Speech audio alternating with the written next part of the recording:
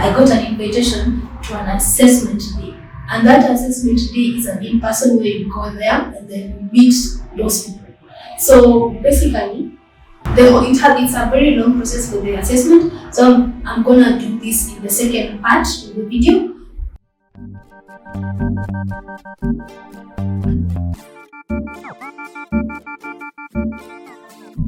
So guys, this is the next part of the cabin crew process, the Qatar Airways cabin crew interview process. Wow, that's so long. Anyways, so after the first interview, the video interview, when you pass that stage, the next stage is you're invited to a personal assessment. And here is a few things that you need to know before then. When you're invited to that, number one, how you're dressed. How you're dressed, you need to be very formal and very official. So if you have a suit, wear a suit. If you have, just find something that is presentable and formal. In my case, I did a skirt and a top, but it was a bit of, it was official-ish. I didn't do a suit. And then another thing you need to do is do your makeup really well. Myself, I have never done, at that time, sikuwa nimefanya any makeup by myself. And I decided that is the time that I'm going to buy makeup and then and then do makeup on my own. My friend, okay, it was in that band, but a lot of people who were coming at that point, they had really good makeup. They had done probably with makeup artists, and I was like, okay, that's something that I should share. People should know. Another thing is your nails, for ladies specifically. So your nails need to be really nice, well manicured. Even they advise you to do that. But for someone like me, I decided maybe naenda hivi with my nails very bad. They were really bad. I was even embarrassed. So that was the part when the things that I needed to share when you're going to that in-person assessment. That assessment that you're invited, my friend, don't feel special yet, because when you get there, you'll get 200 of you there. So like the 200, and there's another batch that was there for us. So what I would advise you to first of all do is make sure you get there early enough, at least to get to know the environment, get to like read how people are, read the environment, and then you'll adjust. So what happens on that assessment? First of all, when you get there, the first thing they'll do, they just give you registration and confirm if you're there. Number two, there are 3 steps, the tests that are going to happen. But before the test, you're going to go through a presentation, an introductory part of a presentation about where you're going to live, about the culture there, about the company. So Qatar Airways is in Doha, so that's what we were told. We're given photos and stuff. You are given time to ask and answer questions. Yes. Online, what I would advise you answer as much as you do. You ask questions. It's okay, you can do that. Me, I didn't do that because of what my feature. And I went with the mentality that I'm just going to do this thing. I didn't know kama itakuwa sawa and itakuwa sawa. So then after that came the real tests. The first test is an English. Remember they told you to do English, to have English well written. Like you need to know English, well written and well spoken. So we did a test, a written test. That written test, it was basically, I found it easy. Somehow, let me just say easy. It was not that hard because it was just straightforward. It's you and you just read and write, grammar and comprehension basically. Then after that, in answer we should do. So we were about around almost 200 and something. And then after the first test, 70 out. And then the rest of you are back in that. So when you're back, the next step becomes for you to go one person, a person to the panel. You present yourself. It's not an individual thing. So then they test your height. There's a mark that you're getting in there. Then you have to stretch your hands and reach that mark. If you don't reach that mark, then I'm sorry. Okay, you're going to get out. And number two, if you reach that mark, the next step is you're asked to talk. Like they now need to see you speaking. They want to hear you speaking. They want to see if you're confident enough to talk about anything that they give you. So they give you a random question. So that random question, it can go from schooling to your childhood to the current, whatever you are at that time. So I cannot tell you for sure that I remember whatever I was speaking.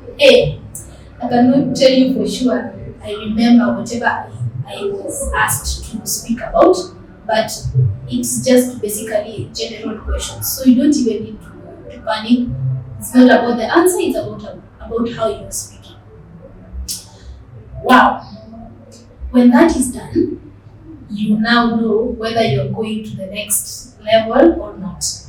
But that will take about an hour because they'll have to evaluate to see if you are the right fit. And remember, we were almost 200 of us. 70 were gone, then roughly about 130. So the rest of us waited. And guess what, people? That long wait, unasikia njaa.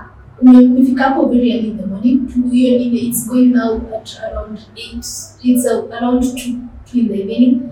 Umesikia njaa, you're no longer even feeling that hunger in your core now. You're just confused, you're just anxious. Remember, after the English test, they were calling out names. And whoever was being called was already on the list of elimination. So they stayed on to make up and then voted, and you're like, okay, what will happen? Then they call out the names. They call out the names, and I was like, okay. My number was 269, and I was like, okay. Anyway, Shiri, you came here, ukijua hautapata kitu. And then the last person they called is 269. I was like, what?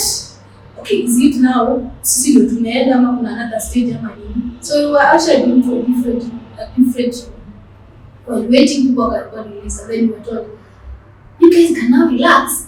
You have done what you have qualified. And I was like, okay, this is new even for me. This I did not expect.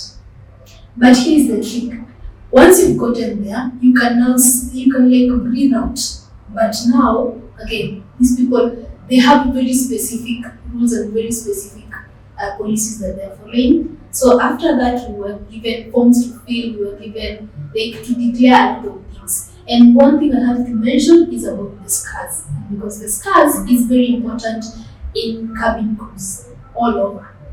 So once they give you those forms, you just declare them. The problem becomes, are you declaring the right thing? Are you being truthful? Are you being truthful with whatever you're declaring? So myself, I declared everything. And then we went home with the papers. When we came back the next day, we were told now it's an interview. It's more of a job interview. You just sit there, they ask you tell us about yourself, and what have you done with regards to customer service. Yes, such kind of questions. So you answer them honestly, and they give you their questions, you answer them, they ask you if you have any questions, and then they go with you now go through the list and the form that you were given. So here is the biggest problem that I came across. Myself, I declared my scars. The scars that I declared, I didn't even know I had others. So unaambiwa simama, penduka, zinduka, wacha tuone, mimi niko na scars kwa miguu. I didn't even know I had others, and I was like, okay, we are adding those, okay. And the worst part is they have to measure it. So they approximate how big it is.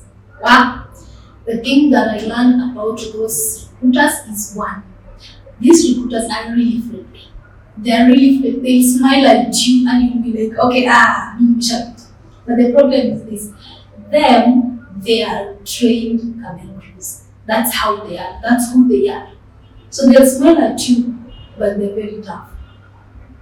So after that day, we went home. After the interviews now, they were done. We submitted our papers. We went home, waited for a whole month for the results. The good thing about that process is the system, it keeps on letting you know, okay, now you've been invited to this, you've been invited to this. you've been invited to, you need to do this. There's a step every time you look at that site, they give you the next step. So you were waiting, you were on hold for a very long time. So the thing about waiting is you keep on thinking, okay, there's hope. Today you have hopes, the next day you don't have hopes. The next day you have hopes, the third day it's very bad. So it was that whole for almost a whole month.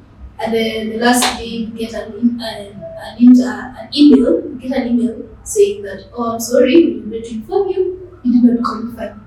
To be honest, I was excited. I was pissed off at first because that whole process would take time. I was exhausted, but then I was excited because at least I did something that I trusted myself in, and I did it.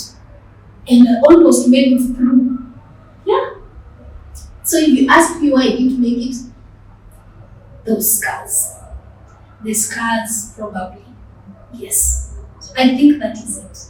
But anyway, guys, that was me telling you about a little bit about myself, about the things that I was, the thing that I tried and I believed in, that is self-confidence and just relying on my personality. And I really hope that you too can just take advantage of that at least some time and apply for that job that you think like you don't qualify. Just try it and you'll see. Okay? Thank you so much for hanging out with me. Please subscribe, share if you like this video, and I really hope to see you next. Yeah, I'll see you next Tuesday if I'm not wrong. I'll be welcoming my first guest, so see you then. Bye.